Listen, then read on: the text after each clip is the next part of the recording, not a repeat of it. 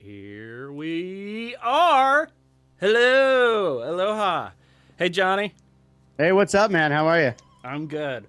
Welcome to A Few Good Brews. We will have some good tasty drinks, some good Awesome. bevs, and some good convos. So let's just get right to the point. We're going to start with a beer. Here we go. All right. Which one am I grabbing first? So I'm thinking light. I think we start with the Wookiee. The Wookiee. Okay. Let me open up. Let me open up my bag over here. Here we go. All right, guys. So here's our assortment. As you see, I got my beer cam on. So we got our jammy pants. We got our crooked stave, Utka. We got our beer zombies. We got our crazy warheads. I'm really curious about this. Unfortunately, it has mixed reviews, so I hope it's going to blow my mind just like this dude's mind down here. And we got from Maine Beer Company, the Zoe, another amber. But here we go. Let's do this. Are we cracking this? We are. We sure What is this? Tell me about this beer. Why it's an amber ale? It says right here. Yeah. So kind of straight up. So light, more a beer that tastes like beer. All right. I like it. And what is this Duckfoot Brewing? What is this? They are actually in. Are you in? Shoot, let me get pan back to you. Are you in California? I didn't even ask. Yeah. Well, Yeah. I'm in Southern California, Huntington Beach. Awesome. Yeah. We're in the news for a lot of protests happening on our pier a lot. So Yay. Yeah. That's our claim to fame these days. Gotcha. Used to be a surf spot. Yeah. Gotcha. No longer. But Yeah. that's a good thing too. Yeah, no, it's still a surf spot. It's dubbed Surf City, USA, because it's not always like the greatest surf in the world, but it's the most consistent surf in our country. That's awesome. Are you an avid surfer? I was until I had a freaking kid, and then it's a little harder to get out there. That's okay. I'm a dad. I was too. going 3-4 times a week, and then I haven't been out in probably 6 months now. Dude. So it's been brutal. Well, cheers to getting out soon, hopefully. Cheers. Here you go. Cheers, everybody. Amber. Yep. So yeah, this I don't know the area Escondido, I think California. Escondido, yeah, Yep.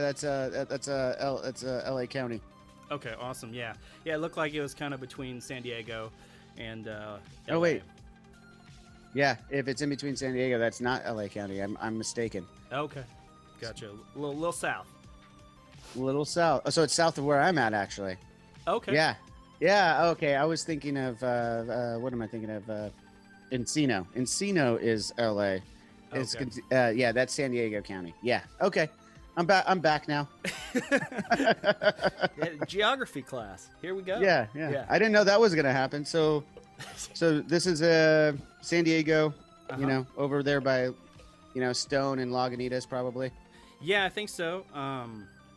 Yeah, I've actually never had a Duckfoot beer before, so this is the first for me. It's good. It's straight Do we up know beer. why? Do we know why they're calling it the Wookiee? I was reading about it and looking at the can. Not really. Good answer. This guy's got a good answer. Yeah. 5.7%. Okay. Yeah. Not too light. Yeah, more malty. I mean, it's a good amber. Got that caramel color. Just kind of solid beer. Hopefully, for everybody else joining us, if you're having a beer right now, a brew, cheers. You can get all of these tasty beers at Craft Shack, and just search my name, search Mark or Nothing More, whatever, and they'll all pop up. Every month I do kind of a package, basically, and so you can drink along with us. And for this one, we got Johnny, Mr. Johnny from Drinks with Johnny. I hope you follow his podcast and check out his stuff.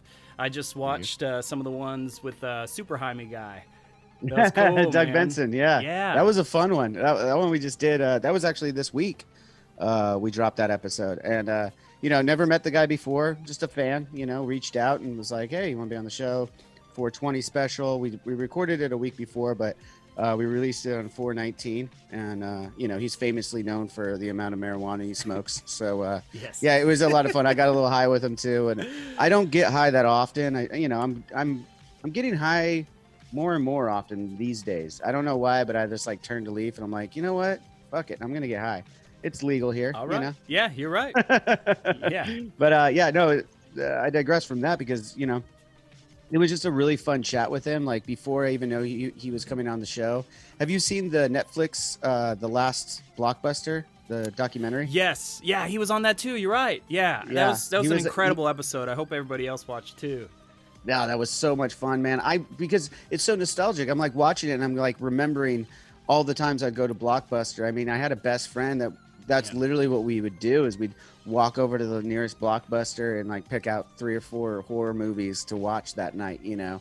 It was just like and I mean VHS movies, like when we still had Right, VHS right. cassettes and stuff. Yeah.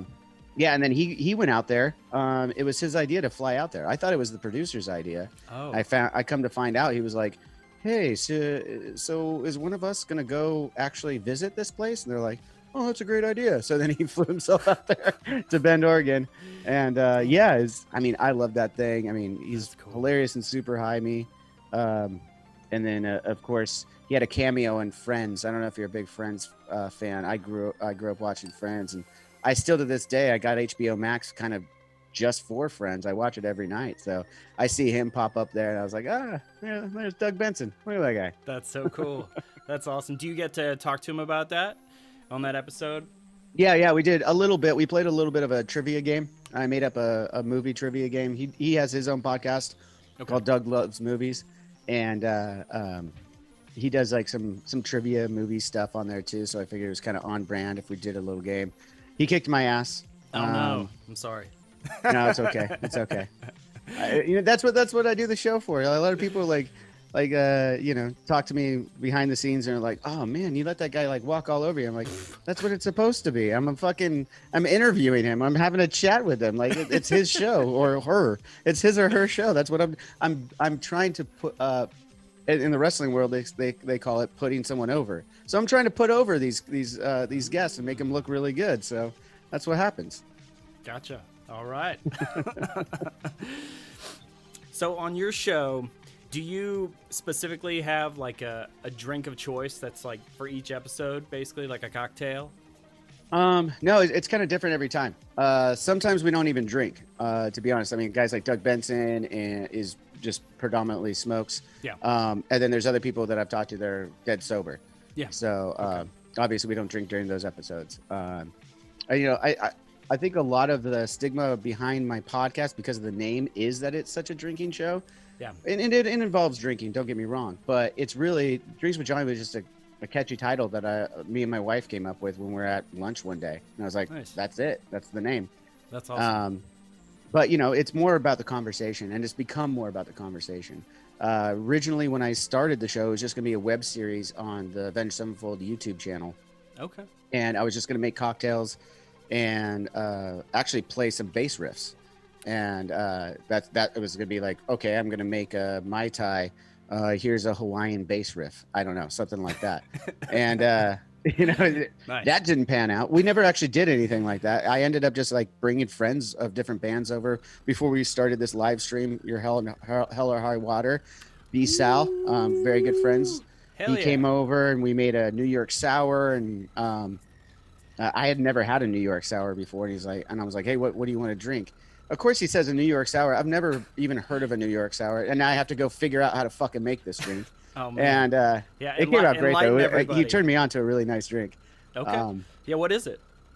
So it's basically like a whiskey sour, Mhm. but you do egg whites for the froth, and you float red wine on the top. Oh wow. It's Okay. really nice. And Okay. everyone can go check that out in the YouTube of Drinks with Johnny. Shameless plug there. Yeah, so it started out, and then I was just having friends like that, and the guys in the Dirty Heads are all local bands that just come over to the house and hang out at my bar. We just shoot the shit basically. That's awesome. And first we were cutting them down to like these 10 or 20-minute videos, but we were recording for like 2.5 hours. So Right. I had all this content. I didn't know what podcasts were at the time. I had zero idea. I mean, I'd heard the name podcast, but I didn't know what the fuck they were all about. Yeah. I started listening to podcasts, and my director was like, we should just probably we could still cut these down to 20 minutes, but we should probably release the full stuff on a podcast. So I started doing that, and then I quickly realized, like, you know what? Screw it. Everyone wants the whole thing. Let's go put it on its own YouTube channel, and we'll give the full episodes over there. and now we're getting extra content pretty soon. Here I'm going to be releasing some extra content to some members. We're going to start a membership and stuff to give the extra content to a bunch of fans and stuff. We went to Sound Talent Media for the podcasting network, and they're helping us out with a lot of stuff. And it's the first time I've been on a network. I just was doing this in my house by myself for a long time.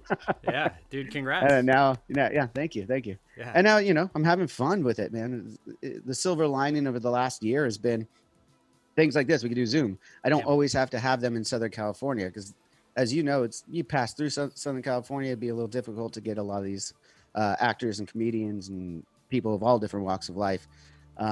So now I have a different avenue of getting a hold of them too. It's great if they're around town. I could have them over to the house, but it doesn't mean I can't talk to people who are on the East Coast or anything like that with things like what we're doing right now. Yeah, totally.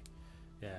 I'm gonna be mixing it up. I'll definitely be mixing it up because sometimes it'll be a Zoom call, sometimes it'll be in person. I'm actually releasing my very first in over a year in-person episode that we recorded a couple weeks ago with Darby Allin from AEW, which is on TNT.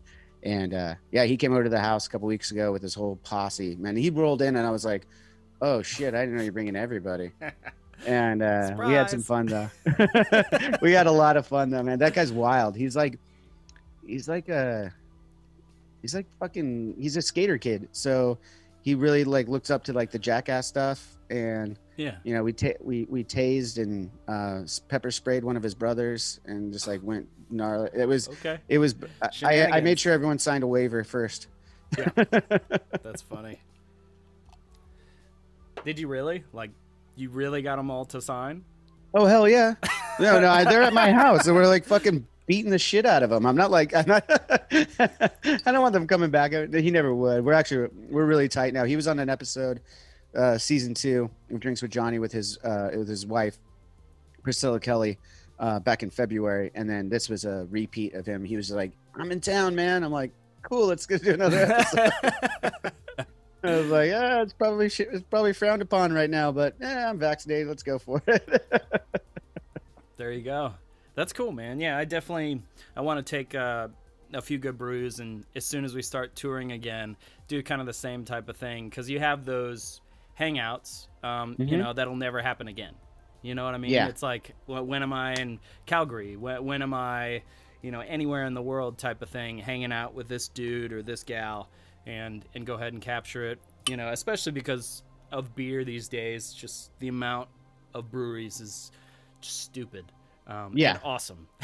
Awesome. Yeah. Well, that's what we do on days off anyway, right? I mean, I don't know about you guys when you're traveling. When I'm traveling, I go to a restaurant or a brewery, a distillery, whatever it is. I got a day off. I guess when my family's out, I go do like the sites or whatever, but I've already done that. I mean, I've been traveling for 20 years. I've already done a lot of the sites. Yeah. Now I like to go to the restaurants, kind of feel the environment of where I'm around, get to know the breweries, and I love drinking. So I was like, it goes hand in hand, Yeah. I mean, I plan on doing that when Avenged gets back out on the road. I'm going to be taking my podcast on the road with me too. I'm probably going to, That's great, man. Discussions of even doing on off nights, doing live podcasting in like a bar or something like that, when we're not playing shows, or after hours, right. Maybe it'll be Drinks with Johnny party. I don't know yet. We'll see what happens. Yeah, I'm feeling that. I'm feeling the same. That's cool, man. Good ideas.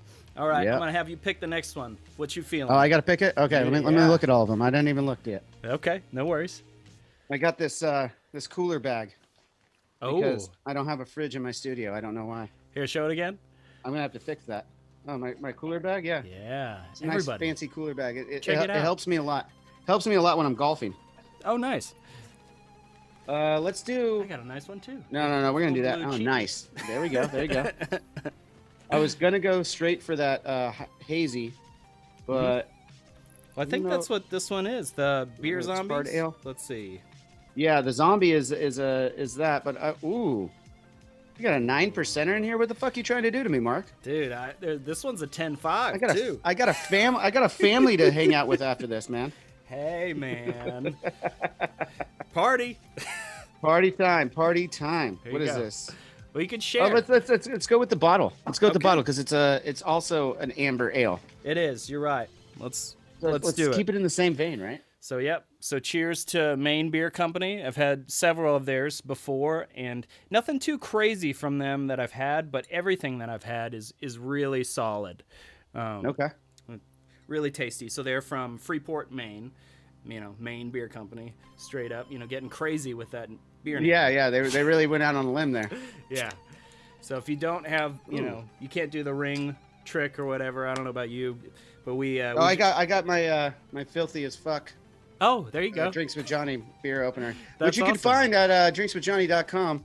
And There don't you worry, go. the money's not going to Johnny Christ's pocket. I have a crew now that I have to pay, so that's what it's there for. It's going to everybody. Yeah, we actually just did a bottle opener as well, as you can see on the screen there, and you Yeah. can purchase right now with these cool beer glasses. So it's Nice. yeah, got What is that? Nothing more. Oh, I'll send you some, awesome. man. Yeah, for sure. Just a few good brews, just Belgian beer glasses.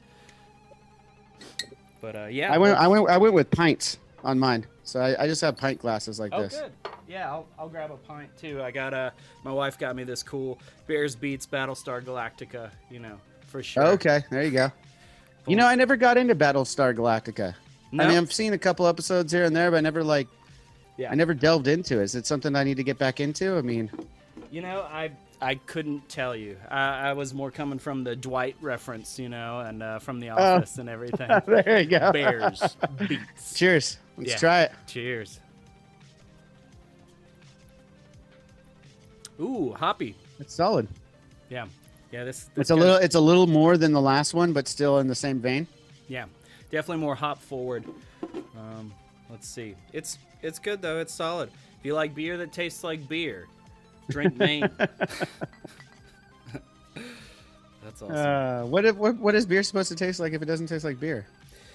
Well, dude, I mean, we got some of these other beers we got going on here. I mean, this Warhead one. It's. Oh, not- I saw that when you sent me all these beers. That was the one that jumped out to me. I was like, "Am I really gonna drink a fucking Warhead?" I haven't had a Warhead since I was like in grade school, man. Yeah. Yeah, I love that age too. It was just like, yes, what crazy things can we eat and Yeah. make our tongues blister up and that aren't delicious at all. And I still do that. I literally had a Thanksgiving meal beer. It was terrible. Yeah, that sounds awful. Yeah, it tasted like gravy, and it was like turkey gravy stuffing cranberry. It Awful. was really awful, but I applaud the brewery because they do like a hot Cheetos beer and like mac and cheese and just really kind of out there things. They also obviously do have some really actually good beers, but they're really good at like, this is hot Cheetos. You are drinking hot Cheetos right now. And it's like, I'd probably like that actually. Okay. I mean, I'm a flaming hotter. I like some flaming hotters. yeah. We actually, it's funny you bring that. We actually just did me and the wife, Velveeta cheese. Dude, I saw that. The Velveeta margarita, right? Yeah, we did a Viva la Velveeta margarita. A lot to say. Tell me about it. So our director, who also runs all of our social media on Drinks with Johnny, a lot of people always like. It's so funny. Side note: everyone comments on Drinks with Johnny stuff, and they're like, "Johnny this, Johnny that," and I'm like, I don't run that stuff, guys. I mean, I help. I do stuff occasionally on it, but it's mostly our director who's. I mean, it's its own thing, right? Yeah. In social media world, and so, anyways, he starts trolling Velveeta cheese for whatever reason on Twitter. I have no idea why he's decided. I mean, he was probably high. I don't know, and and they went back and forth until. And then finally he's like, "What about a Velveeta drink recipe?" And they're like, "Go on." So then I had to come up. Me and the wife had to come up with something because I was on the spot. He put me on the spot. He called me afterwards. I didn't see it. He calls me afterwards like, "So I've been trolling Velveeta cheese for a little while, and they want you to make a cocktail now." And I was like, "Oh god damn it!" Oh my god! Wow. So we did it. No, and it came out. It was fucking awesome. We used we looked up. Because Velveeta is like a bigger company, right? So Yeah. you know that they have snacks as well too. Yep. I didn't realize they also own corn nuts. Oh, So okay. I did a spicy corn nut rim with the cheese on it too. Man, that And, sounds money. You know, at first you look at it and you go like, Velveeta cheese in a fucking margarita. That can't be good. Right. It was actually pretty tasty. I gotta say, I took it down like a fucking sweet muffin. It was good. Dude, that's cool. That's good to know. I'm gonna have to like get that recipe or whatever. I think my wife would like it. It's still too. up there. It's still, yeah. If you follow Drinks with Johnny on Instagram, Twitter, or Facebook, all that stuff is still up there. Like Yeah. you were asking before about different cocktails. I often will try to make a new cocktail if I know that the guest is coming on and they like to drink. I'll try to make a cocktail based around their likes, or if it's an actor, like we had Harvey Guillen of What We Do in the Shadows come on. Nice. And I did like a take on a tequila sunrise with a blood orange, and just because his character's vampires, stuff like that, he's a familiar, Right. and then one of the times I think it was Thora Birch, yeah, because we did live. She was supposed to come on, and then the pandemic happened, so we swerved and just did a live one like we're doing right now, and it was really early on because I was like, can you get to a store? She's in LA, which was completely fucking locked down. I was like, can you get to a store? She's like, not really. And I'm like, okay, what do you have around the house? She had vodka and onion and like a couple other things. I was like, we're going to infuse that onion and that vodka, and we're going to make a Bloody Mary. So we did that, and it was it was really nice. So just fun little things like that, and we put up all the recipes up on easy enough for me to say, on all our social medias and YouTube as well. A lot of the recipes are there. I think we even have a playlist called Recipes where you could go through and see some of them. Where I haven't filmed one of those in a while. I should probably start doing that again. That sounds good though, man. I'm gonna have to scroll through all those for sure. Try some of them. I'm not the biggest Bloody Mary guy, but my wife loves them. And I have had some really interesting, good, like Bloody Mary beers, which is pretty cool. There's Martin House out of Fort Worth. They're actually the crazy guys that do the hot Cheetos and the Thanksgiving. They did a Bloody Mary, and it was interesting. It's Does it have like a michelada taste to it at all? Yes, and they actually do have a michelada one too. Yep. Nice. Yeah, and so you said you're in San Antonio, right? Yes, sir. Tejas. Where did you get the what is it, Stormtrooper chair that you're sitting in? Oh damn! I wish it was that. I mean, freaking Amazon. you got the Christmas lights and the Stormtrooper's chair. I got no theme. The 8-string guitar that we were talking about before. Yes, baby, my sweetness. Who makes that? I forgot to ask you who makes that. Yeah, actually, this company Aristides out of the Netherlands. They're in Amsterdam. Next time you're there, I'm sure they'd love to have you at the factory. They make basses too, which are really sick. And their whole shtick, right, is that they don't use any wood. It's all sort of composite, like carbon fiber and fiberglass. Wow. And then into the mold, that the shape of the guitar, basically they infuse this element called arium, which is kind of like liquid glass bubbles. Total science project. I know, really, really weird. But you would think because it's a composite that it's really light, but it's not. It's no Paul, it's not that heavy. And it's like, I don't know, it's like a Gibson, like same weight or whatever.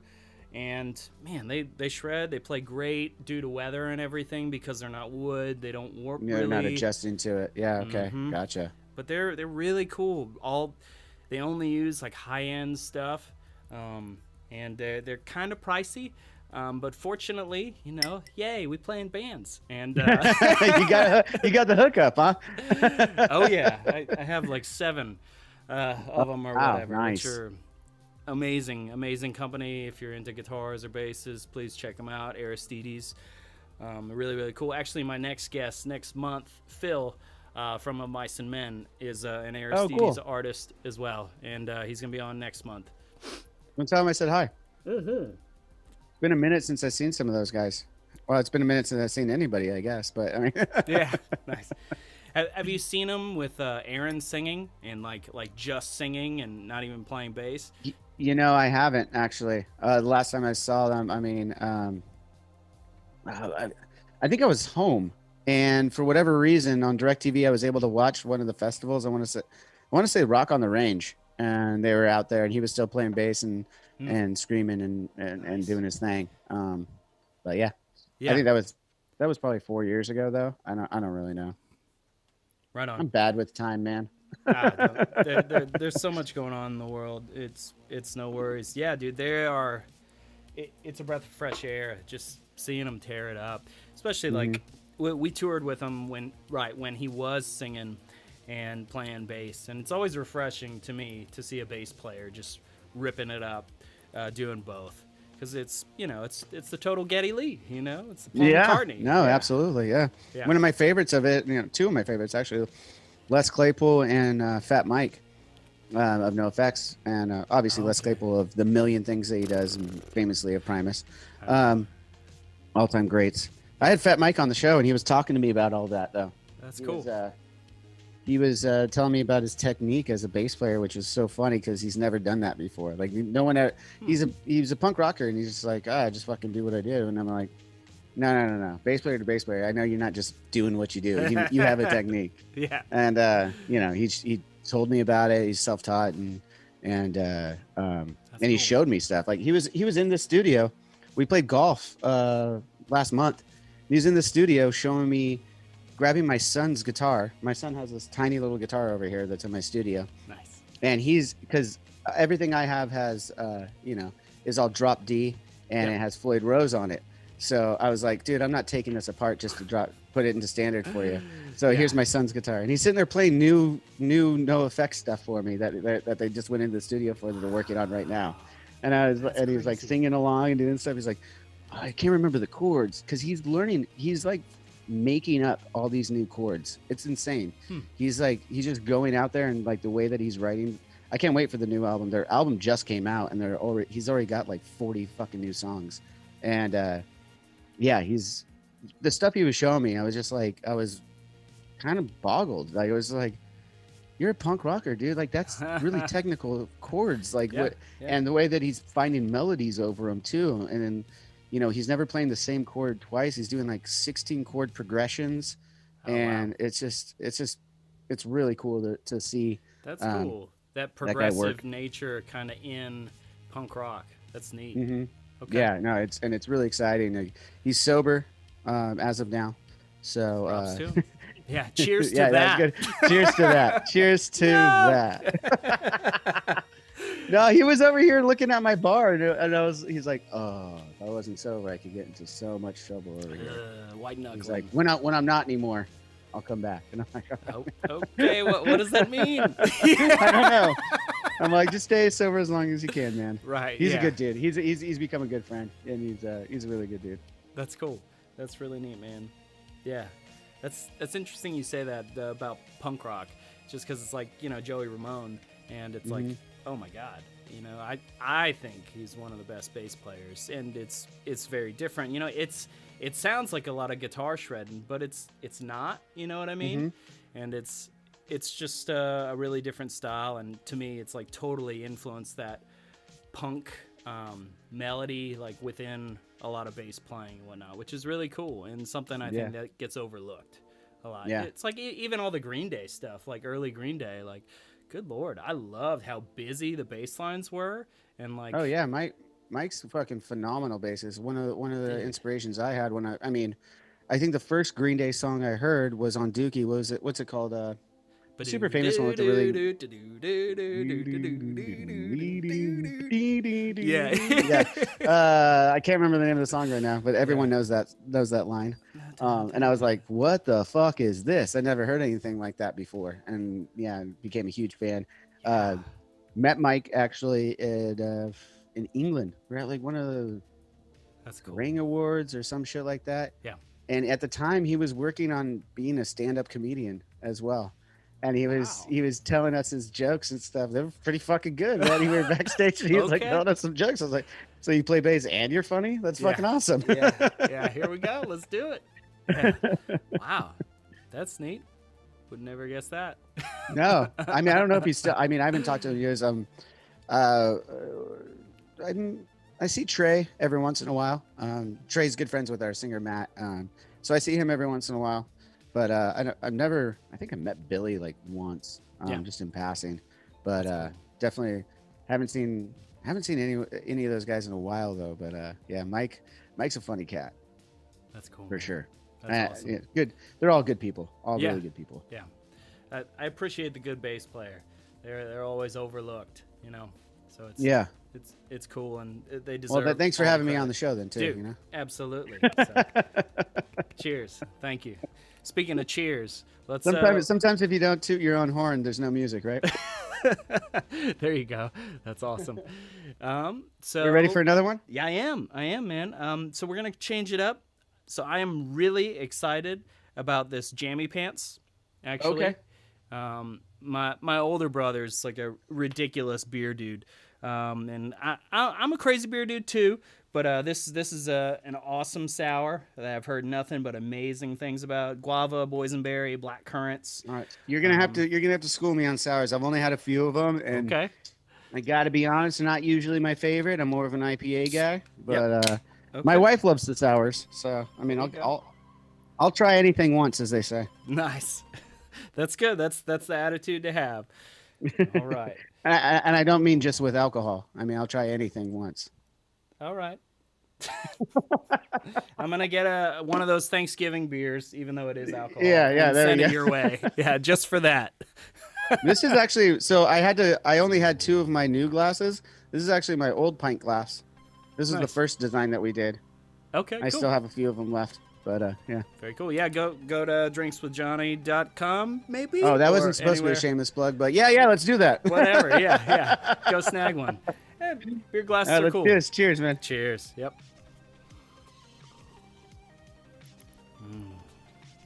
That's pretty fucking good. Very Again, I'm not much of a sour guy, but dude, your mind will be kind blown. of tastes. It kind of tastes like a kombucha. Do you drink kombucha during the day? I really love kombucha, and they've started doing like The hard ones, yeah. yeah, with alcohol. Yeah, which is great. Everything that's for your gut now it's bad. My therapist the other day was telling me about what a fatty liver is, and I was like, "Fuck, man! I'm talking to you about my booze drinking, and you put me down, man." Okay, dude, that's awesome. Props to you. I'll just dive right into that or whatever. That's cool. You see a therapist regularly? Yeah, but once a month we have a standing call once a month. Dude, that's It's awesome. good to it had such a stigma behind therapists. I'm glad that it's not there anymore. Yeah. For the most part, everyone just thinks, oh, there's something wrong with you then if you need a therapist. Like, no, dude, I just need to talk through some shit every once in a while. It's not that big of a deal. Like, I pay the guy, we talk through some stuff. He gives me some advice if he feels so inclined, and it helps me process a lot of stuff that's going on in my life. That's bottom line. It's nice to have somebody to bounce that off of, that's just there to listen, not necessarily a friend. You can talk to your friends like that too, and that's very therapeutic as well. Right. But and if you have close friends like that, but it's different when you're talking to a therapist. It just is. Oh yeah. Knowing that you can say every little thing that you're thinking and not be judged by it whatsoever is so therapeutic. I mean, therapeutic. We fucking nail the head on the coffin right there. But yeah, that's it's really been a great thing. I've been seeing him for 6-7 years now, something like that. Nice. That's cool. That's really neat. I was seeing this guy over the past year or so, and I've seen several in the past, and I think like all musicians with all the traveling and like we're always trying to balance 2 worlds, especially you being married and him being a father. Like I know the drill. Like I'm married, my son's 8, and it's You have an 8-year-old son? How old are you? 36. How old are you? Oh, we're the same age. Why do you look younger than me? What the fuck? All right. 1 mark. Johnny 0. Damn, I got them fucking city miles on me, bro. Whew. Man. No, the gray hairs came. You have an 8-year-old kid? I do, man. Yeah, mine's it's only wild. 4. Oh, that's amazing, dude. Congrats. That's a cool age. There's so much happening. What happens at 8? Actually, funny you asked that. It's therapy. When my wife and I were seeing our old therapist, she was talking about at about 8 or 9, basically that's when you stop becoming their best friend, and they start really leaving. And I've totally noticed that it's like the attitude is starting to happen. Like he's starting to get more short and kind of just really doing his own thing, which is cool. It's like that's all you want. What would your therapist say about a 4-year-old that's already acting like that? Hang on. It's gonna get worse than this, is what you're telling me? This kid already, like, as soon as his friends are around him, fucking chop liver. Obviously, it's different for everybody. It's like it's case by case, and it is the coolest thing ever, though. All the adages are true, though. You find out when you become a parent, it's the hardest and most gratifying thing you'll ever do in your life. At the same time, all those adages about that, and hold on to every moment because it's gone before you know it. All those things, it's like, it's true. Yeah, there's a reason why everyone who doesn't have a kid is like, I'm tired of hearing that shit because that's all everyone talks about. And It's like, well, once you have a kid, you understand it and why it's insane. Yeah, it is a cliche, but cliches are cliches for a reason. Absolutely. That's the whole thing. Yep. I'm digging on this beer, man. Dude, it's really good. I don't even feel like I'm drinking a beer, though. This again, it feels like I could go walk down the street like I'm drinking my kombucha with this, right? I won't get in trouble. There you go. Absolutely. I mean, it's red, right? Yeah. No, this is a beer, officer. Yeah. No alcohol, sir. Jeez. I do wonder with technology, though. I mean, we're starting to get into the self-driving cars. It's like, hey, yeah, maybe this isn't a faux pas anymore. I think you're really not supposed to do that still. But I'm gonna use that one if it ever comes to that. I've got one of those automated cars. They're fun. It's kind of scary though. Like the first time I put it in, I got one because we were going up into, but where I'm at, it's about an hour. And sometimes with traffic, like 2 hours to LA when we're recording studio records and stuff. And yeah, because this studio that I'm in right now is just like my writing studio. It's just a room in my house, Yeah. But when you go to record an actual record, we go up to LA for a lot of it. And I got tired of driving back and forth. It's monotonous. It's just boring as shit. I hate it. So I just I went out and got one of those Tesla S models and put it in autopilot. And the first couple of times you're like, is this thing going to turn? Is this thing going to turn? And then it just fucking does it. And then, the fourth or fifth time, you're just kind of like chilling, like whatever, man. Damn. That's pretty great. Gosh, that's crazy.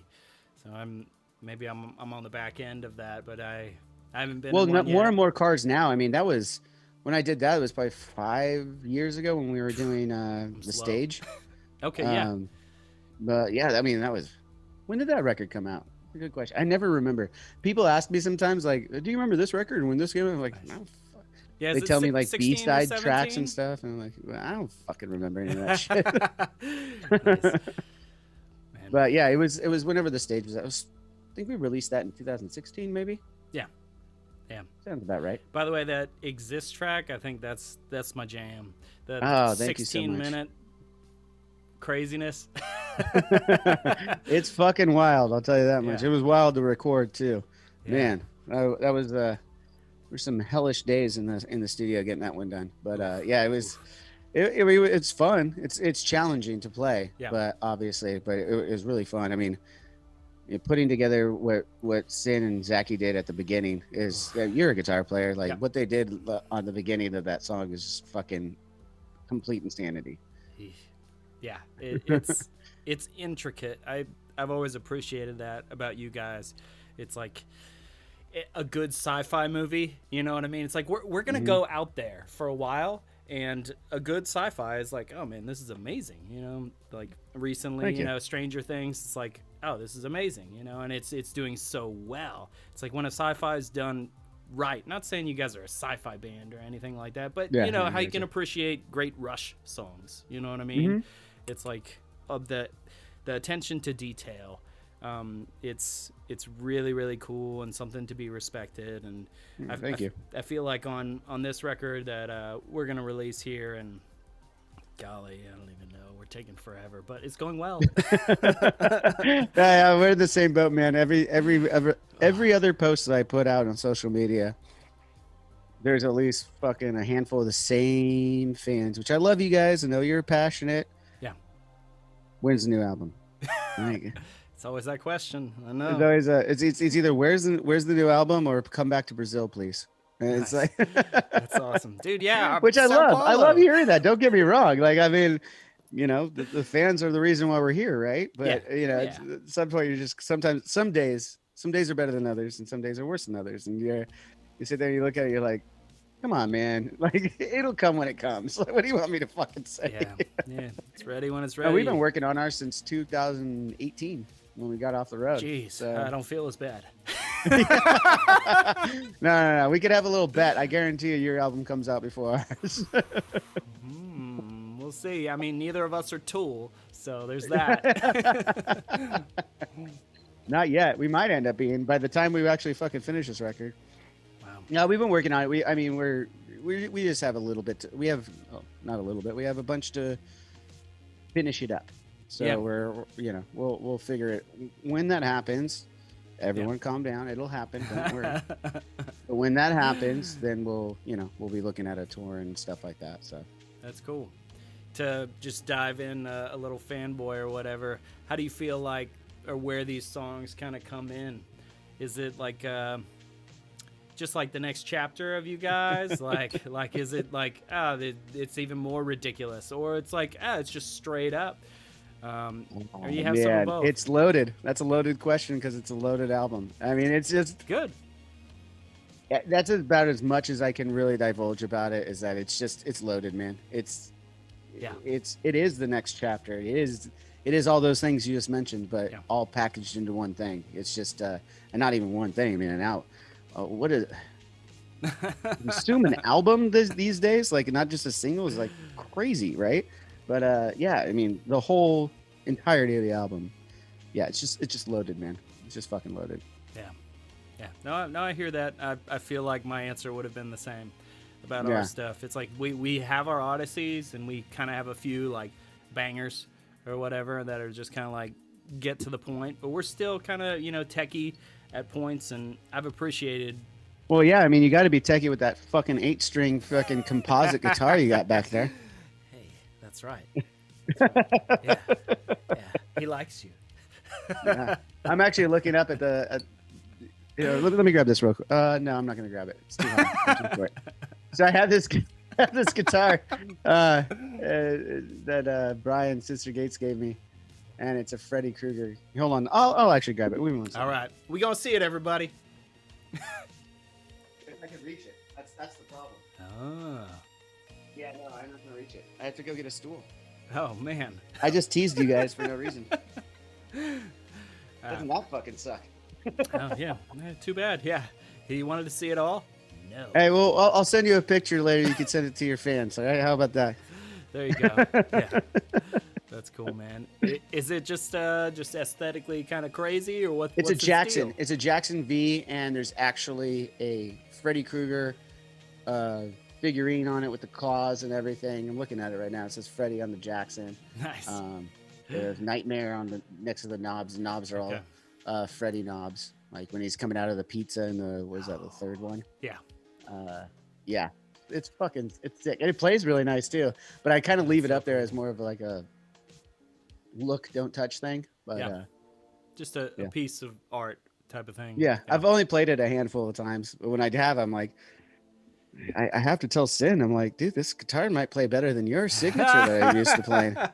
That's awesome. Good. Yeah. Tell him. Yeah. That's cool, man. Yeah. All right. What do we got next? Let's move on. As we move on, though, we're talking about beer here. Yeah. What's your favorite beer, or at least like your favorite brewery region? Like when you're traveling, you're doing your thing. Like, where's one that like fuck, man, I gotta get back to that one. Yeah. That's obviously a hard question because there's so many breweries. I really want to go to Martin House. I mentioned them earlier. They're like Fort Worth, Texas. Got to support Texas. I love Weathered Souls, actually here in San Antonio. Not to get political, and it shouldn't be political or whatever, but they did the whole Black is Beautiful beer movement with all the George Floyd protests and everything going on. Oh, okay. I didn't realize that. That's cool. Yeah, so they made a stout recipe and like put out this deal to like, hey, we're doing this base beer, and if you want to be a part of this movement, all the proceeds go to people of color charities, and just jump on. Here's the recipe, and just tag us, everything. And over 1,000 breweries across the world joined, and they're from San Antonio here. I went earlier this week. I go probably weekly, so I really love what they do, and they do some crazy stuff too. I just got this banana flambe, whatever, I don't know about the pronunciation, but I'm in their like members group too, so I'm totally fangirl. Right. But it's like I didn't hear about any of that. That's really cool, dude. It was a big thing in the beer community for sure, and everybody just did the Black is Beautiful beer. And there were some really, really good. Well, I know why I probably didn't catch on. I'm not a big stout guy. That's okay. It's not my cup of tea. We'll do the stout last. There's a stout in here? Oh, of course there is. Damn straight. Yeah. Dude, and it's 14. It's a 14%. So there's a brewery out here in Orange County called The Brewery. Are you familiar? Mm-hmm. Love their stuff, and they're originally are they, dang it, now I'm getting my wires crossed. No, I'm thinking McKellar, that they're like, maybe they are like sorry, I'm just like talking to myself here. It's good for the live audience. Yeah, there you go. Yeah. Dutch company or Belgian company originally, and they have like a San Diego base. I think that's what it is. I might be wrong. Maybe somebody on chat might fact check me and make it happen. Yeah. Well, I know that we went to the one that's Orange County. We went and hung out. It was years ago, and got a tour of how they made their stuff. And I mean, I brought them up because the percentage you're talking about, 14%. I mean, they got like 17% beers and stuff. They whiskey barrel everything. They were making basically beer that's like wine. Oh yeah. That I don't know if they ever ended up bottling that, but I got to try it straight from the barrel, and that's fucking incredible stuff they were doing. I was just like, damn, this is beer. Like some of it was like they had one that tasted like a whiskey, and it was like 35% or something like that. And I was like, holy shit, how did you even do that? Wow. It was some gnarly stuff, man. That's The Brewery. Yeah, they're great. I really love their beers, stuff. Great beers. My older brother has actually done, I think he did like an art piece for them, and they used it. Again, he's like the beer snob of beer snobs, and he's actually a Cali guy too now. Our family owns a farm up north of San Francisco, like Walnut Farm. Oh, cool. Are they growing marijuana out there? No. Not on the taxes? No. That's funny. Alex, I did not say that. But dude, he makes. You can't edit when it's live. You're fucked. Oh yeah. There it is. It's over. Game over, guys. That's fantastic. Yeah. But he's he did some of their art. And he turned me on to them actually several years ago, and I stand by everything you said. Brewery's really, really good. San Diego brewery called The Brewery. If anybody's called The Brewery, listening. Yeah, with a U. Yep, BRUERY. That's right. Yep. I've had one of their beers on my beer stream before too. Beer stream. Oh, yeah, dude. I know, right? I just got that beer stream. That's fantastic. Look at you. I don't know if it's the third beer that I've had, or that I'm really feeling this connection now. No, don't water down my comment. It's good, right? It can't be the beer. No. Speaking of beer, let's move on here. let's do it. We'll save the stout for last. Do you want another sour or you want to do the hazy? Let's do the fucking Warhead, dude. All right. We're going to do it. We're going to make it happen. Here we go, guys. All right. I'm very interested. And it's okay. I do like that it's watermelon Warhead. Yeah, too, yeah. This is the best rated on Untapped, which I definitely recommend anybody that likes beer. What's the percentage on this one? I think it's 4. No, it's 5. Straight up 5. Yep. Okay. All right, extreme sour. Here we go, man. Wasn't there like a challenge of like how many Warheads you could put in your mouth at a time or something like that when we were kids? I remember there was something about it. There had to have been. It was before it was before all these crazy bastards did it with the Tide fucking stuff. Oh golly, right? Yeah, the Tide Pod. I'm glad I wasn't a teenager when that shit was going on. Golly, you're right. Yeah. All right. Well, it smells like candy. Color. Yeah, there's a nice sweet smell. It does smell like candy. Yep. Here we go. Well, thank you for giving me a trip down memory lane here. I imagine here.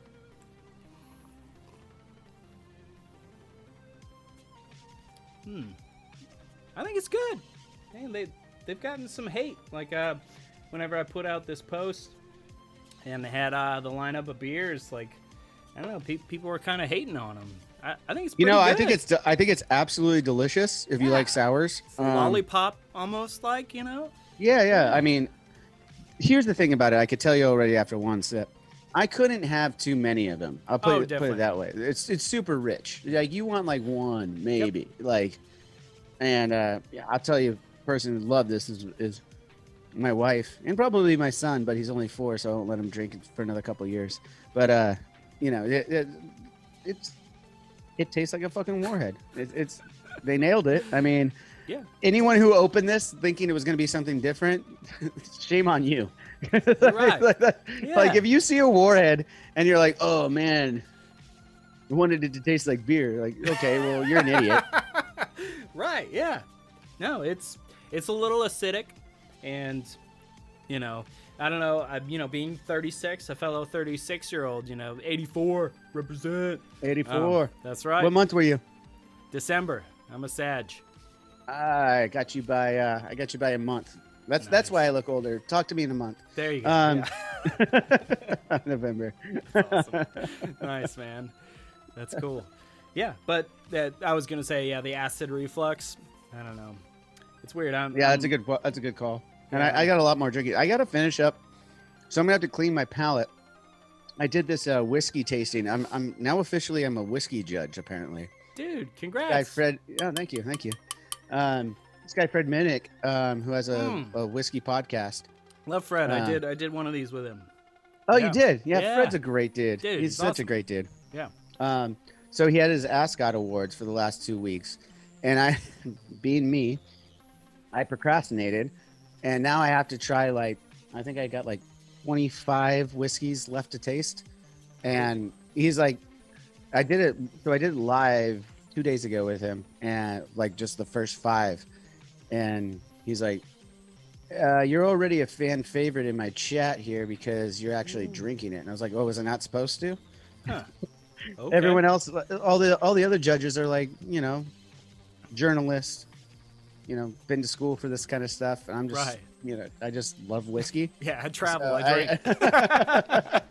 So I was just like, and he's like, oh no, everyone else just swishes it around and spits it out. And I'm like, well, what the fuck is the fun in that? I know they do it with wine too. A lot of judges do it,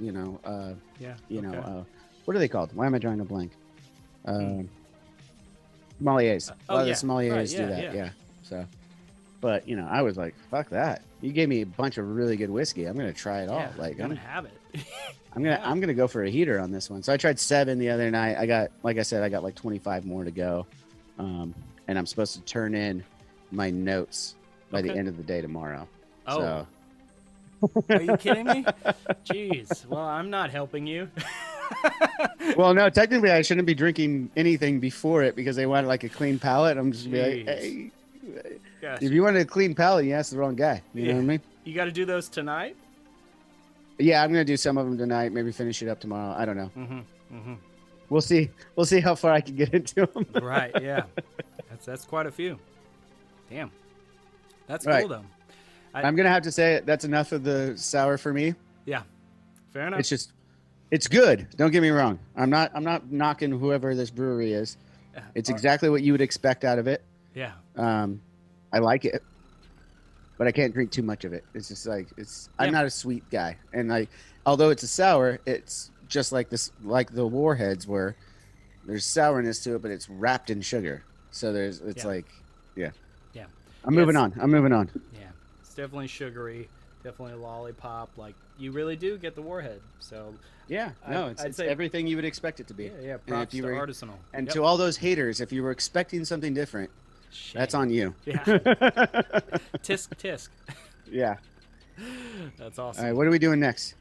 Oh, yeah, dude. Well, we got. Let's see. We got 2 left, right? We do. We got the hazy, and then we got the stout. So Wait, which one's the stout? I got. Oh, there it is. Yep, there it is. The cooked stave. Crooked Stove. Crooked stave. Out of Denver. Crooked stave. Yep. Crooked stave. Yeah. All right. Well. Good brewery. Yeah, I'm reading it, brewed with milk, sugar, vanilla, cocoa, and coffee. Yeah, that's definitely a dessert one right there. Yeah, Let's we'll go save to the that hazy. for last. Yeah. There you go. Let's do the hazy. I'm really excited about the hazy. This is up my alley for sure. This is your game. All right. I like it. In my imbibe glass I got going on here. Actually, if you ever go to Reno, I don't know, a lot of people might hate on Reno. It's kind of the bumfuck of places or whatever. Oh fuck no, man! But I love Reno. I love going to Reno. That's where I first won money actually. Oh, nice. That's cool. At the slots. I won like these I don't know. They were like coins. They were like gold coins or something like that. It was actually, and it wasn't just like a ticket. Like it fell down from this fucking. It was such a janky slot machine. It was like a slot machine mixed with like one of those toy grabber things. Oh, okay. Yeah. No. And I actually won money there. I won like $30, and I think I was 22 at the time. I was like, "Fuck yeah!" All right. Yeah. That's awesome. And that made Reno awesome for you? Yeah. Well, that and the sweet ladies I met that night too. Oh. Well, all right. Yeah. Dude, this is so quite cloudy. hazy. I love it. Yeah. This is like the haziest hazy I've ever seen. Hell yeah. At 10.5. Yeah, man. It's a 10.5er? It's a 10.5, dude. But you aren't going to taste it. Nice knowing you. Right? Yeah. Oh, so citrusy. Oh, that's really wow. good. That's really good. Got a strong bitter there on the end, which isn't bad. It's not too bad. Oh, I taste it now. It's not too bad though. It's a little bitter at the end. Yeah. What I got is like, because of the haze, it's almost like drinking hard milk. Like it's like the consistency going down is like, I don't know, man. Yeah, it's thick. It is thick. It's definitely thick. Mm-hmm. Oh yeah, and it's got like a. It's real thick. Now that I take a second sip, I'm like, oh, that's a thick bitch right there. That's a big bitch. Yeah, super juicy. I like this joint. Man, you're not allowed to say juicy after I just called it a thick bitch. Sorry. Something's wrong with that. I failed. That's cool. Yeah, Beer Zombies. This is from Beer Zombies. Yep, it's a triple. So Triple. the Yeah. whole thing is actually you had Maddie from Red Theory on your show earlier. Maddie's a great dude. Yeah, Maddie's a beer cicerone certified. So he kind of gave me the insight. You know, you look up online and you always get conflicting things. You know, it's like this is what it is. Wait, no, this is what it is. So I'm not sure what it is. But basically, being a triple, all it means is that it's just kind of sat in the hops and the malts longer. So it's just more ferments again type of thing and gets stronger, basically. And you can kind of taste a lot of that. But sometimes they're sneaky. You know, sometimes they don't have like that bitter or the boozy. I guess you're the person to ask the question, though. Sorry to cut you off there, because now I'm really intrigued on the triple aspect of it. So if it sits there in the hops and sits there for a little longer, and that's how it gets stronger, how are they doing that with a hazy, though? Because so then they're not filtering it afterward. Is how they would get a hazy triple. I don't. Typically, that's like they'll let you know whether it's unfiltered or not, type of thing. Yeah, I'm not sure actually, but they yeah, they just kind of it. There isn't a specific thing that makes a double different than a triple. It's sort of like, well, in a double you'll get like an 8 to 10. In a triple you'll get like a 10 to 12 percentage. It's just kind of like, hey, we're gonna give it this name, and that's what it is. So you kind of know what you're getting into. So it hasn't been like, this is the math. Why don't they call it a quadruple then? When it gets up to like the 14, 15, 16, why don't they call that a quadruple? They just stop calling it anything. They just go like, here, get fucked up. Sort of. I need to actually, I should probably look into that. So it's like, in Belgium and whatnot, and it's like, yeah, because they have their I can't think of they do have quads. They have quads in yeah, Belgium. A tripel and then the quad. And typically, right, you have your Belgian-y flavors, your banana and your clove that are like really strong in there, and they just have a very specific taste, the whole monk thing. So yeah, no. I love some Belgians, man. Nice. Sinister again keeps coming up in the fucking conversation, but he's the one turned me on to him. He was like, "Oh, dude, you gotta try this." What's the? That's cool. No, what's the one that starts with R? That's like really, really rare and popular. I'm trying to blank now. Just beer, or? Yeah, the Belgian beer. It's like shoot. Let's see. It'll come to me after we stop this live stream. Right. I'm sure. Yeah. Or if anybody knows in chat, an R Belgian brewery starting with an R. I think it starts with an R. Now I'm second guessing even if it's the right fucking letter. Someone else is gonna be like, no, he means this one. Right. Probably. Yeah. I don't know. Yeah. Did y'all get to go there or? No. I have not. I can't even remember the last time we were in Belgium. Shit. The last time we were in Belgium was probably just on a festival where we were in and out. During the European tours and stuff like that. Yeah, the festival deal. The last time that I was actually in Belgium and like hung out. Here's a funny story. The last time we had a couple of shows in Belgium years ago. Like it was like our first time across the pond, as they say. And across the pond's England, obviously. And then we jumped, skipped, and hopped over to Europe. So mainland Europe, I guess. Yeah. So we get over there, and we got out in Belgium, and we're out having drinks and stuff. I mean, I think it was all of 20 years old at the time. And, everyone's like, giving us a thumbs up and stuff. And I found out later, like, man, was it thumbs up or no, this is fuck you in England. I think thumbs up was a fuck you in Belgium at the time. Really? And like, we all thought like, why are they giving it that? Yeah, we're getting thumbs up. And everyone's like telling us to fuck off. And for good reason though. At one point we saw these little tower things, and they looked like those urinals, that they have like in Prague and stuff. Yeah. But they weren't. They were actually like a monument of some kind, and we were pissing on it. Oh. Okay. Nice. Yeah, so we got a lot of thumbs up that day. Okay, got it. It's just like, this looks like a urinal. I need to pee. Yeah, that was much. the thought process. We almost got a fight there. We were at a bar. We almost got in a fight with somebody. Europe's changed a lot over the years for us. When we first were going over to Europe, it was like the early 2000s, and the stigma at the time was very true. Europeans just hated Americans. Anytime we were around, we were just like, we were the assholes wherever we went. Like, and it didn't matter. Like, some of the time for good reason, some of the time not. Yeah. And it was that's just how it was. The animosity was so strong there at the time. Since we've been back over the last 20 years, it's been nothing but great. I've had nothing but great experiences.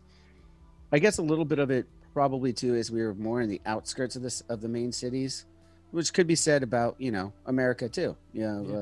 You get to the outskirts and maybe they're not as friendly as some of the bigger cities and stuff. And then that's for a whole bunch of reasons. Obviously, we can get into it at another time. Yeah. But yeah, I mean, I think that probably played a role in it. Now we're just predominantly going to the bigger cities. But yeah, it was at the time. I remember going and I was being like, dude, everyone fucking hates us. Like, I don't understand it. Hmm. I didn't do anything. I'm just trying to play music, man. Right. Yeah. It's that's interesting too, because it's like you said, you've noticed the tide change, and that has a lot to do with genres and types of music for sure. And I feel like I don't know. It's like we're pretty welcomed over there. It's like I don't know. Our thing is kind of like we're kind of straight up rock. We're a little prog. We're a little metal. We're a little of like everything. Um, yeah, type of deal.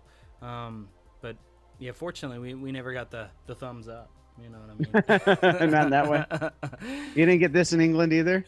No, I remember before I realized I was it at was a really like peace is really like fuck you. in England. Yeah, this is fuck you. Jeez. I learned that all as well. First time I think we went to Hmm. who was playing? Might have been the Distillers and Eagles of Death Metal. Oh, nice. Um, and I remember I was up on like the balcony. And I looked down and there was like some punk rockers. And I love punk. That's my first love. I started playing bass because I was wanting to play in a punk rock band. That's cool. And yeah, so I'm watching this punk band, but you know, being an Avenged Sevenfold, especially at the time, like no one thought of us as punk at all. So all the punk rockers hated us. They probably still do, but all the punk rockers hated us, and it was so funny because I'm at a punk rock show and I'm like enjoying myself, like having a good time. I look down, there's like this chick down there, punk rocker, and she's like having a good time. She looks up, she gives me this, and I went back to her. I was like, "Yeah, peace, cool. I'm having a good time." Yeah. And then she starts cracking up, and I was because she knew I had no idea what the fuck was going on. So like Jeez. later on, I find out later on, I was like, "Oh, that bitch." Yeah. Interesting. Yeah. Gosh, I had no idea. I'm probably sure I've been. If given it's this peace, way, too. if it's this way, I think it still means peace. But if it's Okay. this way, Got it. You flip it around. Yeah. yeah, The inverse. There you go. yeah, that's the extent of my knowledge I learned on the road for the last 20 years. You're welcome, Yeah. everybody. Yeah. Well done. Jeez, that's funny. Yeah. How's everyone doing in the chat, by the way? Yeah, good. Good. Let's see. Yeah, I got my phone up here talking about other breweries, about Belching Beaver. I know I'm so bad at like I have some Belching Beaver in my fridge downstairs, actually. nice. I could have gone with a bad joke there, but I'm being serious. I do have some Belgian beaver. That's cool. Do you have the Deftones I have like the stuff? peanut stout or whatever, the peanut butter stout or Peanut whatever butter the fuck milk it is that stout? they make. It's pretty. It's a Yeah, good beer. it's pretty good. They have the orange. Somebody was talking about it earlier. The orange vanilla. It's called Fall of Troy. I think it's orange vanilla milkshake IPA. You're an IPA guy, and their thing Orange is vanilla IPA. I know huh? you're not like a sweet dude or whatever, you know, Yeah. but it is thicker. Oh, I'm the sweetest. I just don't like to taste sweetness. I'm just okay, there you kidding. go. Yeah. Thank you. Yeah, correction. It's really good. I actually had it probably last month. A buddy of mine sent it to me. Really good. Thick, sweet, juicy, and still kind of got that hop on the back end finish. Which That's is how I good. describe my wife. Hey, there you go. Yeah. Well said. That's a good woman right there. Tastes like a sweet stout. There you go. Which we'll get to. Oh man. No, we're gonna have to. I know. We got one more. We sure do. Awesome. No, I love it. No, I don't mean time wise. I'm just saying. Oh no. Now I'm ready. You got me all geared up now. There we go. We've had Good. 5 of these things. I know you were doing half pours, but I'm pretty sure most of my cans are pretty empty in front of my face right now. So. All right. Well, big man. No, dude, I'm kind of worthless after these things. Yeah, dude. So early on, I'll tell you a little behind the scenes story of a like-minded a drinking show, right? Yeah. So when I was starting out on these, people would come over to the house. You know, I wanted to calm the nerves. I'm not good in front of a camera. I mean, I've done a lot of interviews, and it's another reason why I started this show. Not to digress too far, but I don't like doing interviews anymore that are just the typical 10-minute, whatever it is. Like, it's just, here's this question. I'm not even going to listen to your answer because my editor wants me to get this question in too. I hate that shit. It's not fun for me. It ain't fun for the journalist. It's not fun for anyone. So it's kind of the reason why I started this as well, is like, or not this is your show. See how drunk I am already. But yeah, no, it's kind of the reason why I started my podcast too, because I was just like, dude, I want to prop up all these other people. I want them to I want the fans to understand who they are as a person rather than all these like bullet questions, right? Yeah. Like the bullet questions suck. Agenda. Let's be honest. You want the bullet questions, go fucking find it on the internet in 2 seconds. You don't need to listen to somebody like retell it every single fucking time. Anyways, I digress. I started doing that, and then, you know, I'm not a journalist. I never went to school for any of that. I don't really know what the fuck I'm doing. I just know that I'm personable and I'm an extrovert, so that's what I'll go with. And I'll have a little liquid courage before people come over. So John Dolmayan of System of a Down is coming over to my house to do an episode. Yeah. And he was late. He was about an hour late. I had already started drinking the scotch that we were going to be drinking together. By the end of our episode, after we hung out for like 2.5 hours, we played Jenga together, drinking Jenga, and we took down an entire bottle of, which I think I mostly did, of Blue Label Johnny Walker. Okay. I could not do a send-off on the episode. To the point where our director is like, you know, you're going to have to do that another day, right? And I'm like, well, how am I going to do another day? He's like, dude, everyone's going to know, but you're just going to have to do it in the same spot. And I'm just going to pretend like you were in the same room at the same time. And I was like, fuck, I really did that. And then he's like, no, dude, look. Because I couldn't remember a lot of it. So he showed me. And that was, honestly, I think that was the last time in my life that I truly blacked out. Because once I don't know if you ever blacked out before. Yep. And I know a lot of people have. But have you ever had proof that you blacked out the next day? Like, have you ever had a video of yourself blacking out? Yes. Yes, I have. So you've been there then? Yeah, sadly. And you feel like and once you see it, once you actually have visual confirmation that you blacked out and you're doing something that you don't remember doing, it changes you. You're just like, oh, shit. Like, that's what okay. And then you start reining it back, you know? And then, yeah. I mean, for some, it means just quit drinking altogether. For me, it was like, I think I could still manage it. Let's rein it back. And that was a couple years ago now. And I think I've done a lot better. But anyone struggling with any of this, I mean, we're on a drinking show and stuff, and I know we're propping it up, but at the same time, you have to, we'd be remiss not to point to the fact that people do struggle with alcohol, and it's not fake. It's absolutely real, and we have fun joking about it and everything. But anyone out there that's actually struggling with it, you know, maybe booze just ain't for you, you know, and that's the way it goes. Yeah, and no shame. No shame at all. Yep.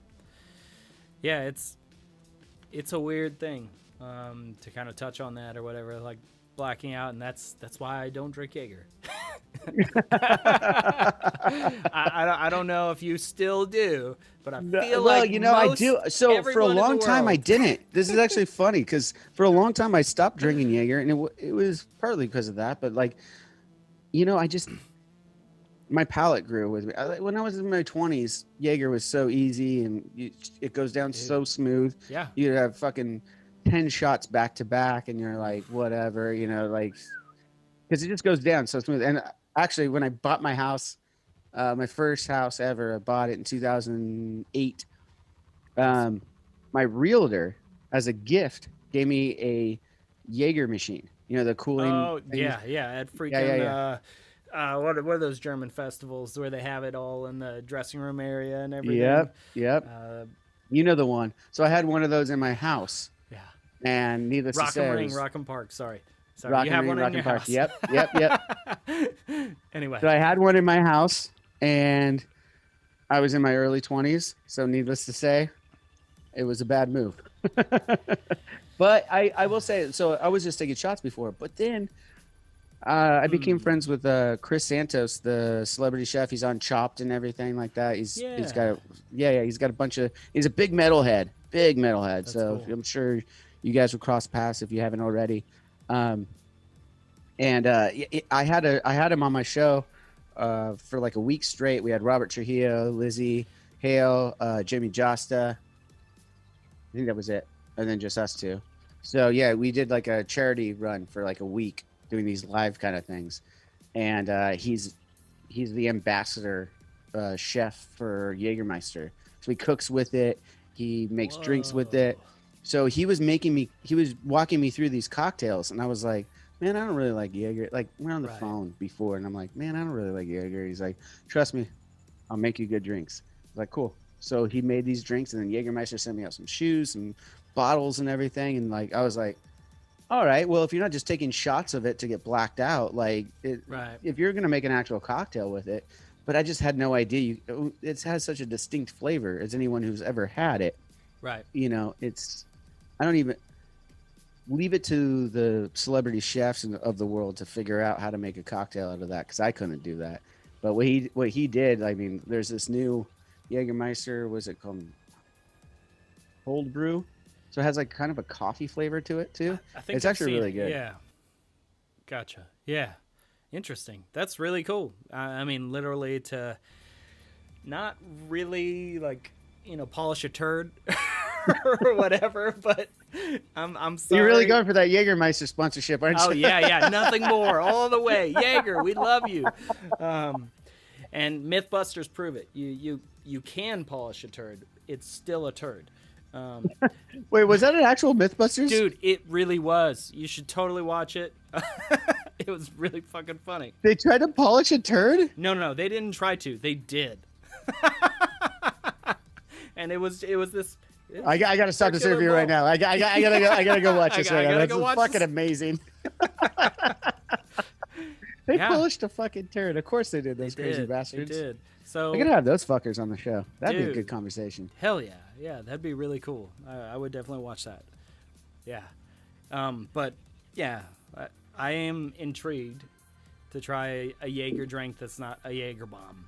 Hey, next time you're in Southern California, you let me know. I've got the recipes, and I've still got a couple of the cold brews. Oh, you could go and watch it. It's under our live playlist. Yeah. Yeah. It's under our live playlist from last year. Okay. But yeah, I think there was 4 drinks that we made with it. Yeah. And I'm not shitting. Like, I'll be honest. Like I said, like in my 20s, I drank too much. I didn't like Jaeger. Like, I just fucking over it. Everybody did. And everybody like there's a reason for that. And that's like why I'm sort of talk shit or whatever about Jaeger. But that's really cool to hear that. Wow. Oh, and my brother won a contest with it from that show. I don't he was like invited, whatever. And he made ribs. So Chris Santos also has his cookbook that he uses Jägermeister with. Yeah. And there was a rib recipe. And I was over at his house for his 40th birthday just a couple months ago. And he made those ribs with him. And I was like, these are fucking delicious. They're really fucking good. I mean, I think Jägermeister has multi-purposes.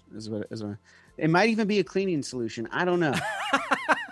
I wouldn't argue with that, I'm getting ahead of you. I'm going for the stout. No, here we go. I'm ready.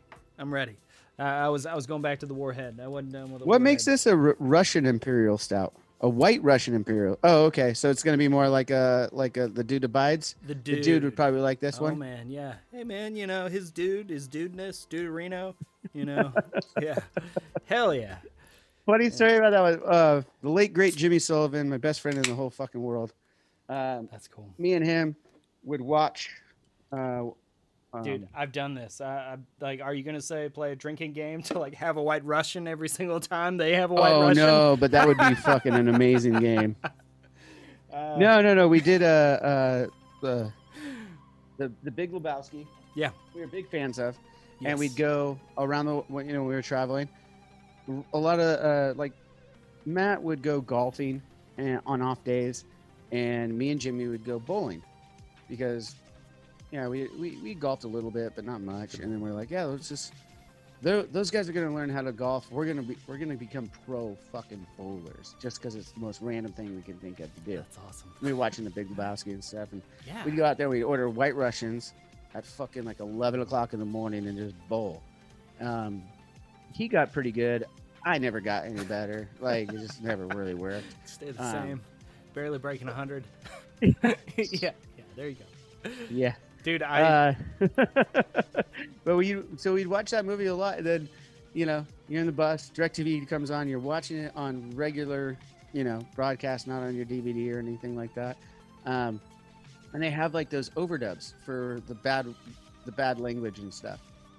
Okay. And we died laughing on this one because it was you see what happens, Larry? You see what happens when you find a stranger in the Alps?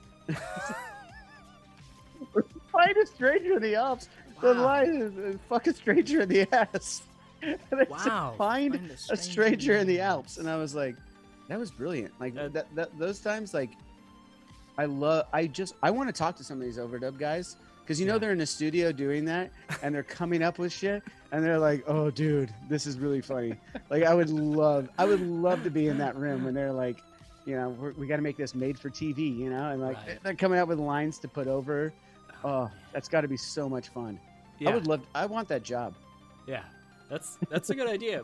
And that one specifically is like all the consonants and everything. It's like you line them up, like find a stranger in the Alps, fuck a stranger in the ass or whatever. Yeah. Right. Yeah. It worked. It works. And you see the mouth move and it's like, yeah, that's what he said. You see what happens when you find a stranger in the Alps? Wow. I'm still laughing about that. That's good. Duly noted. I gotta watch that version. Anyway, It's cheers. so good. Cheers, man. Let's get into this stout. Here we go. Wow, yeah, and this doesn't look like a stout, by the way. It's really brown. And it is, wow, super sweet. Wow, delicious. The coffee ending for sure. That's really good. Wow. And freaking 14 or whatever, I think. It says 9% on it. Oh, I'm totally wrong. You're right. Totally says 9. I'm way off. I was way off. Samsonite. Yeah. There you go. There's another great movie. Yeah. 100%. Jeez. This is really good.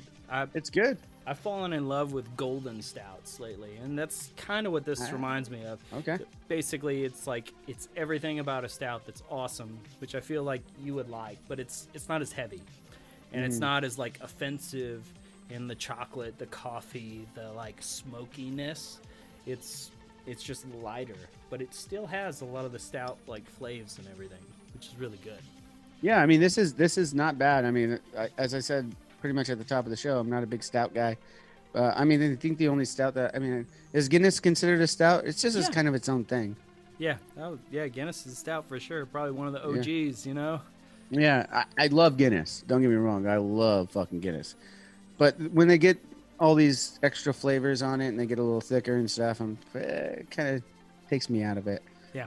Have you been to the brewery in Ireland? Have you been to Guinness? Unfortunately not, man. We That's got to be on your bucket list. That is a fucking phenomenal place. It is. We haven't been to Ireland. That's a place I really want to go. We had a date there, and it's like we were doing Soundwave, and we couldn't make it in time for this hailstorm tour or whatever. So we unfortunately missed that one. Did you ended up doing a tour with Hailstorm guys? Dude, love those guys. Yep. They're all great. Lizzie and RJ and Joe and Jimmy. They're all fantastic people. We've had them on tour before, and I couldn't say enough great things about them. There's super fun, super powerful live band. Love those guys. It's cool to see. I will say, and I've probably said it before, but it's like they truly are a bar band. Like you can tell that they've honed their chops and their skills, and it's like, god damn, you guys are really good players. And it's like you have the hit songs or whatever to prove it that carry you over. But it's like they do their jams and everything, and I'm, as a musician, I'm appreciative, and I'm sure you are too. To where it's like, hey, we're just gonna do this jam, and when RJ does this fill, that's when we know we can move on. You know what I mean? it's fun. It's really Yeah. cool, and instead of just like, hey, Isn't everything's trash. Lizzie's on that judging show now too, right? What's that Oh, one damn. called? I don't know. Really? Yeah. It's basically like the. I want to say I haven't watched it, so I don't know for sure, but it looks like it's something like it's a show where they sit in the chairs and the chairs turn around. The Voice. So it's like The Voice, but for hard rock and metal acts. Okay. And she's one of the judges with Alice Cooper. There's a couple other people. Gavin from Bush. Okay. I don't know. Everyone go check it. I forget what the name of it is now. And yeah, this is a really bad plug. Sorry. Nice. That's cool though, man. I remember. I think Danny Wimmer. You know Danny Wimmer dude, from all the DWP, festivals. I'm pretty sure he's involved with it. Okay, that's cool. Yeah.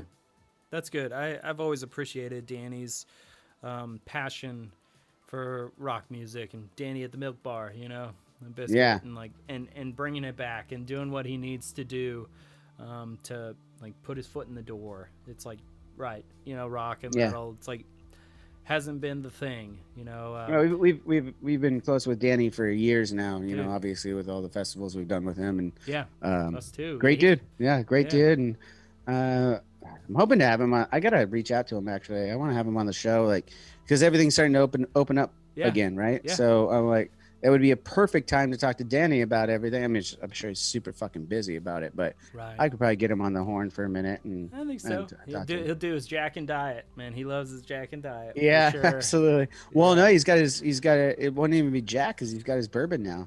That's true. It'd probably be. I forget what bourbon. What does he call it? Do you remember? Maybe the Angel's Envy stuff, or like he has his own. Well, I think him and Danny Hayes have have something going on now. Okay. Yeah. I could be wrong. I'll talk to him about it. I'll let you know. Yeah. Dude, I'll gravy. I mean, we're in his management company or whatever with like shelter management. Oh, okay. With Carl and everything, and Danny managed us even before. That was honestly like our getting signed sort of story. It's like Clay, who Clay, yep, had us on a festival and was like, holy shit, I love these guys. I need Danny to see them, like actually physically. And then we played Aftershock 2013, and then it was just Danny jumped on board. Yep. Were we on that one, or did we do 12 or 14? I don't think you're on that one. I don't know if we've done Aftershock together. I know we did Download or something in maybe 2015. It's hard to say. Yeah. But lots Ask of your stuff. chat. They probably fucking know. Right? Yeah, for real. Oh, that's funny. But Danny's the man. We've definitely held him high as a mentor, and he's one to shoot you straight for sure. Yep. Tell like it Absolutely. is. Yep. Well, shit, man. I'm gonna finish this up, but yeah, I know you how we got doing? your sister-in-law's birthday and everything. And yeah, I got a 40th birthday. I could actually hear everyone. I'm in the studio right now, but I can hear everyone down there hopping in the pool. Johnny, you want to come have fun? Oh, I'm having fun too. Don't worry, I'm having fun too. I got to drink a bunch of beers with Mark. I'm having fun too. They're the ones missing out. Cheers, they man. think they get to have fun in the pool. That's right. You tell them. What's up? But we were supposed to do, I think it was down to us and 3 Days Grace. But I apologize. I don't know what you call them, M Shadows, or do you call them M? Matt. I call him Matt, but everyone else calls him But yeah. Yeah, that's funny. I know he had some voice issues. 2018, I think we're gonna do y'all. Prophets. Was of that Rage. the Prophets of Rage? Yep. Yeah, the Prophets of Rage show that we had to cancel. Yeah, or tour rather that we had to cancel. Yeah, it was brutal. We'd come off the European festival circuit. I know you understand that, but for the fans, during the summertime, those for hard rock and metal, or just rock in general, really, those European festivals are the biggest crowds you're going to get in front of every summer. and we, when we're in cycle, we'll go play those shows. So we did a month of that pretty straight, and again, you're on their schedule. It's not like we're doing our own tour like we do when we do arenas or sheds around the world.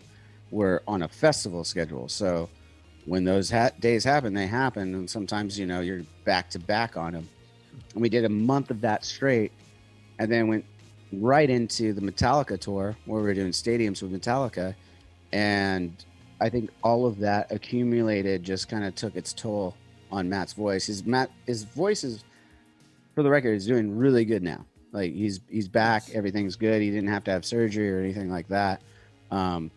He's working on it. He's always been, for you as a guitarist or me as a bassist, we hone in our craft, and it's right here in our hands. Yeah, it's in your body when you're a vocalist. Like that's hard to internalize, not eternalize, internalize.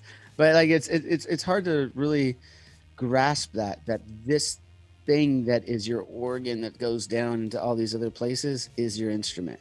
Yeah. And so you have to keep up on that instrument. So I mean, I go around the block to just say, like, he's doing really good now, everything's great. But yeah, when we were really excited for the Prophets of Rage tour. It was gonna, we had great hype around it. We were excited. We were coming right off the Metallica stuff, and it was the end of the cycle too. That was right into it, but we'd already done a year plus before that of touring too. Right. That was going to be our, victory lap, as they say. This is the last little bit that we were going to do for the stage. Right. And unfortunately, that was cut short. But yeah, no, love the dudes in Prophets of Rage. Tom Morello, obviously, legend. Grew up playing a lot of the Rage Against the Machine stuff. Transcribing it. Me too. Yeah, everyone did. Everyone who listens to hard rock and plays guitar or bass, you fucking damn right you learned Rage Against the Machine songs. You had to. Yeah. Bomb Track. I remember Bomb Track God. was like fucking like.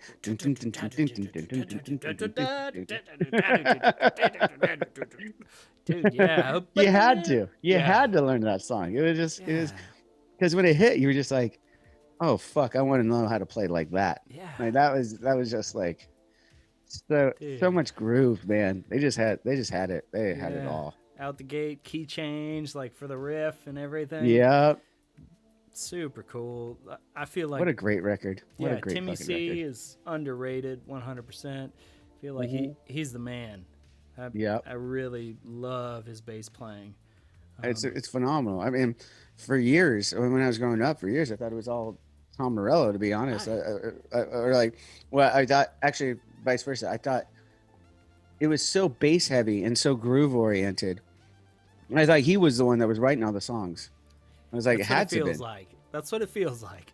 Yeah. And then you're like, oh, wait, Tom's writing a lot of these riffs? Like, and I'm sure they collectively did a lot of stuff together, but but it was, and then it makes sense when you see from a bass player perspective. I always thought, the bass player was writing it because Tom, for the first time you heard in pretty much forever, was doing single note riffs.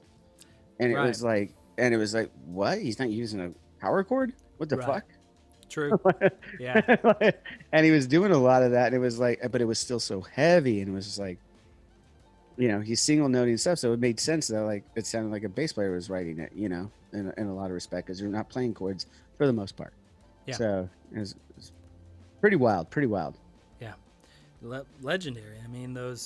All of those records, there's only a few of them. I'm pumped. I know they go on tour. I think March they come through El Paso. That's like the closest place to us. I think we're gonna be home, and I'm hoping to go. Them Run the Jewels. Oh, it's gonna be so awesome. I don't know if you're a Run the Jewels fan, dude. You should have Killer Mike. I'm not familiar. Man, you know what? I got to be honest, dude. How it was. You got an 8-year-old now, so you're back to listening to your own music. I got a 4-year-old, man. I'm listening to Disney fucking nonstop. I don't even fucking get to like listen to anything on my own. And then when I do finally have free time, I'm listening to podcasts like a fucking old man. I don't know. Yeah, no, very true. I don't know if you're a hip hop guy, but Run the Jewels has. I'm in everything. I'm an amazing everything guy. stuff. Like even actually with Zach De La Roca, Yeah. he did a track with them, and Killer Mike has been a loud voice in politics within the past year and a half, even prior to that. And I have a lot of respect for him. He was actually on Fred's show too, which was really cool. Yeah. He's a great dude. It's him and LP, just a duo type of thing, hip hop group. And Oh, awesome! I they gotta got check some that out. Great jams, have some phenomenal lyrics. Yeah, Johnny, our singer. Wait, there's more than one of me. Sorry, dude. I know. Who was the asshole that named me with like so many? Actually, my birth name was Jonathan. Oh, The only person that calls me Jonathan is my mother. Yeah. And then most of my friends growing up called me John. And then when I joined the band, I'm Johnny. So I answer to all things, including shithead. oh, great. But, but I named my son the similar way. His name's Franklin. He goes by Frankie or Frank. So he kind of has like the same thing happening. Regal. That's cool. Yeah, he's very regal. That's cool. I think. I don't know. My son's the other end of the spectrum. He's Phoenix. So Phoenix. there you go. But spelled Is that where he was conceived? no. Sadly in Houston at a freaking. Never mind. I'm not even gonna go there. I love No, Houston. keep going. Oh, It's no, live. no. It's live. I know. It was a puddle of mud show that we played that was terrible at a racetrack. I mean, we did well. We had a great show, and we were so pumped because it was like, dude, we get a hotel? No way. This is so awesome. And Yeah. it was a fun night. Yeah, sounds like it. Not so much the show, but like, yeah. Well, when the stream stops, you can tell me the dirty details if you want. Oh, but, okay, there you go. Too funny. Oh, dude, this man. has been a blast, man. I appreciate. I do have to get back to the family though. They're all down there, going crazy. Totally understand. I'm sure. I hope my hot mic didn't pick up too much of them over there. No, not at all. Actually, it's been phenomenal. I mean, that's gold as fuck.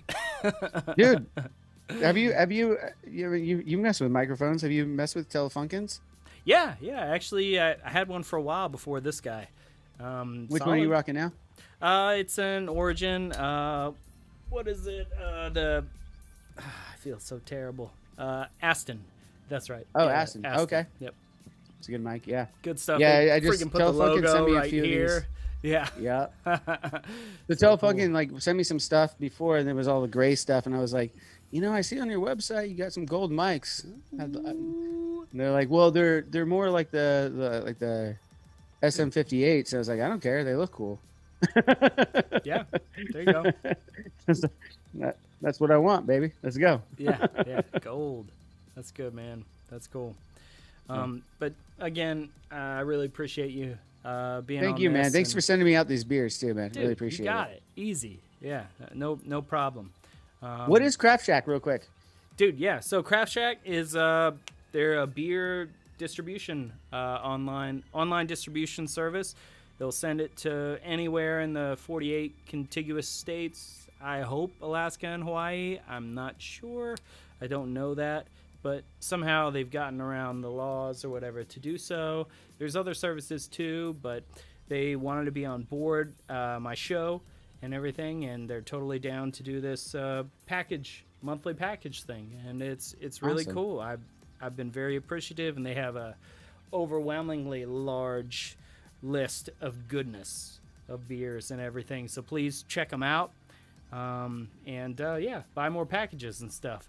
I'm gonna check that out. I'm gonna text you on a side note too, because I want to know a little bit more about this Craft Shack stuff. Please. It sounds really cool. Like it sounds like something where they could just like send you out like some beers too, like just like dealer's choice, right? Yeah. Oh, dude, totally. And I know Fred is involved with them as well.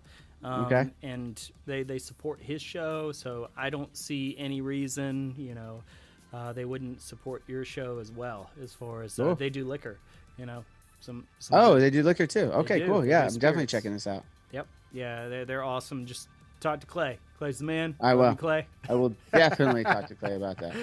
That's awesome. We got that email chain. I'll be talking to you soon, man. There you go. That sounds awesome. All right. Cool. Well, cheers. Thanks again, man. Thanks for having me. Thanks for all the beer. Dude, you got it. Definitely.